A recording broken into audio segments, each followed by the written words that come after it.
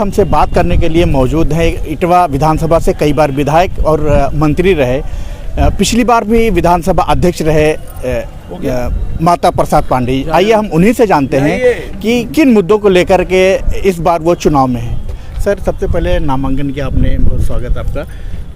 किन मुद्दों को लेकर के इस बार आप मैदान में? देखिए, पूरी पार्टी का जो मुद्दा है वो मेरा भी मुद्दा है। इस जिले का मुद्दा उससे अलग नहीं है। सबसे बड़ा मुद्दा है हमारे अपने ज़िले में और उसमें बेरोज़गारी। जब तक बेरोज़गारी रहेगी तब तक गरीबी बनी रहेगी। कमज़ोर वर्ग का अगर उत्थान है तो बेरोज़गारी मिटाना। तो बेरोज़गारी, भ्रष्टाचार, सस्ती शिक्षा, लोगों के विकास के लिए रोज़गार परक शिक्षा। कोशिश होगी कि इस जनपद में भी कुछ विकास के लिए लोगों से जो बाबा जी बुलाए हैं इस सूबे में निवेश वालों को, उन निवेश वालों से हम भी मिले अगर हैं कहीं खोजने पर कि भाई हमारे ज़िले में भी एक लगा दो। सर, जैसा कि इससे पहले 2017 में जो जीते थे मंत्री बेसिक शिक्षा, वो बार बार कह रहे हैं कि इटवा जो है शून्य से शिखर की ओर है। इस पे क्या कहेंगे आप? देखिए, हमारा शून्य से शिखर नहीं है, वो शून्य से शिखर पहुंच गए और इटवा तो शिखर है ही। उनके नज़र में शून्य है, वो अपनी गाथा गाते हैं। वो शून्य थे, अब शिखर हो गए। इस बार अगर आप जीते हैं तो कुछ ऐसे कौन से काम होंगे जो प्राथमिकता में आपके होंगे? मैंने आपसे बता दिया कि हमारे अपने विकास के लिए जो भी आवश्यक चीज़ें होंगी, चाहे वो रोज़गार पर शिक्षा के लिए हो, चाहे और वैसे तो हमने तमाम ITI अपने क्षेत्र में बनवा दिए, लेकिन ये मास्टर नहीं ला पाए, ट्रेनर नहीं ला पाए। हमने बिल्डिंगें बना खड़ी कर दी। इंटरमीडिएट कॉलेज बढ़िया चलाने के लिए सरकारी इंटरमीडिएट कॉलेज अपने क्षेत्र, लेकिन ये मास्टर ला के उसे चला नहीं पाए।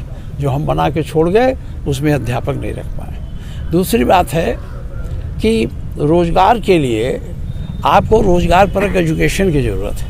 रोज़गार परक एजुकेशन लाने के लिए हमारी सरकार ने और तमाम ITI स्कूल हमारे यहाँ खुले हैं, हमारे अपने विधानसभा में खुले हैं, पूरे ज़िले में खुले हैं, लेकिन जब से इनकी सरकार आई उसको चालू नहीं करा सके। तो हमारी कोशिश होगी उसको चालू कराया जाए, जिससे वहाँ से निकलने वाले फिटर, इलेक्ट्रीशियन और जिस प्रकार की ट्रेनिंग है, कुछ विकास के लिए लोगों से जो बाबा जी बुलाए हैं इस सूबे में निवेश वालों को, उन निवेश वालों से हम भी मिले अगर हैं कहीं खोजने पर कि भाई हमारे ज़िले में भी एक लगा दो।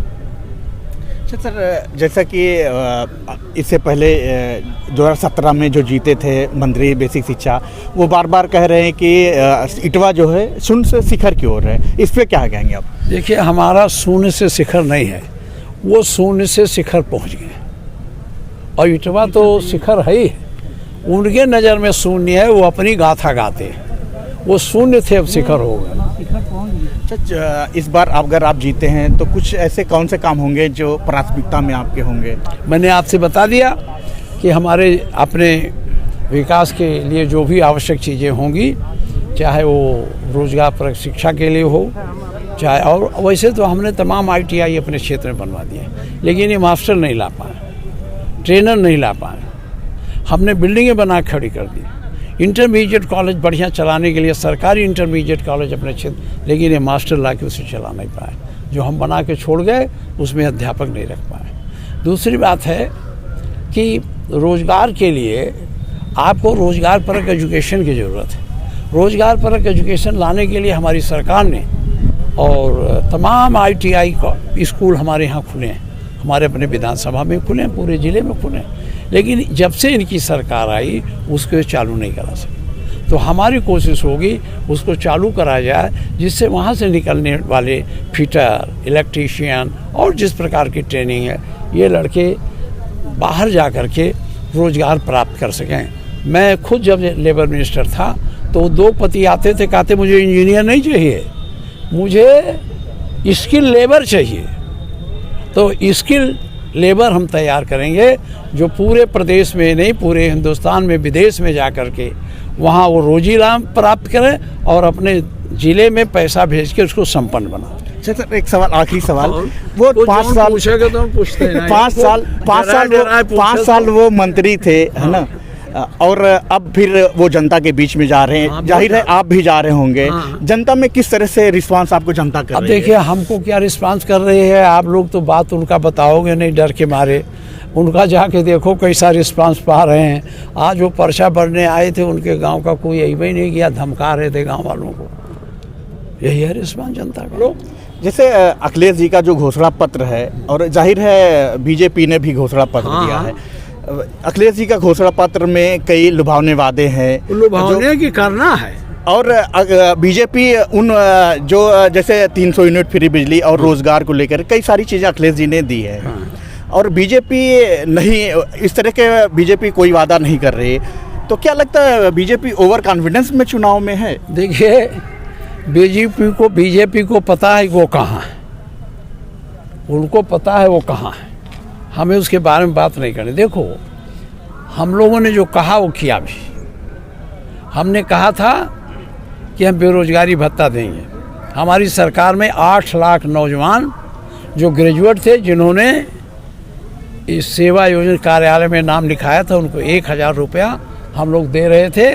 35 साल यानी जब तक वो नौकरी नहीं पा जाते 40 साल के एज तक 1000 पा रहे थे, आते इन्होंने बंद कर दिया। हम लोगों ने योजना कहा था हम गांव में पेंशन देंगे, 58 लाख परिवारों को 500 रुपया महीना हम पेंशन देते थे, पूरे वर्ष में 6000। हमने ये नहीं किया, ये आते ही उसको बंद कर दिए। दूसरा जो हम लोगों ने किया, लोगों के लिए जो लड़के पढ़ रहे सबको हम लोगों ने लैपटॉप दिया। वादा इन्होंने कहा था लैपटॉप देने का, दिया कहीं? तो ये वादा नहीं करते हैं, इनका लुभावना वादा है। हमारा वास्तविक वादा है, अखिलेश जी का वादा वास्तविक है, वचन है, इनका संकल्प पत्र है। ये संकल्प हमारा वचन है, हम करेंगे। लड़ाई किससे मानते हैं अब 2022 की इटवा में? हम ये जानते हैं जनता हमारे साथ है। ये हमसे बात कर रहे थे इटवा विधानसभा से प्रत्याशी माता प्रसाद पांडे जी। जैसा कि उनका कहना है जनता हमारे साथ है, और अपनी जीत को लेकर के ये पूरी तरह आश्वस्त हैं कि जनता इस बार हमें चुनेगी और इटवा में जो विकास बचा है हम पूरा करेंगे।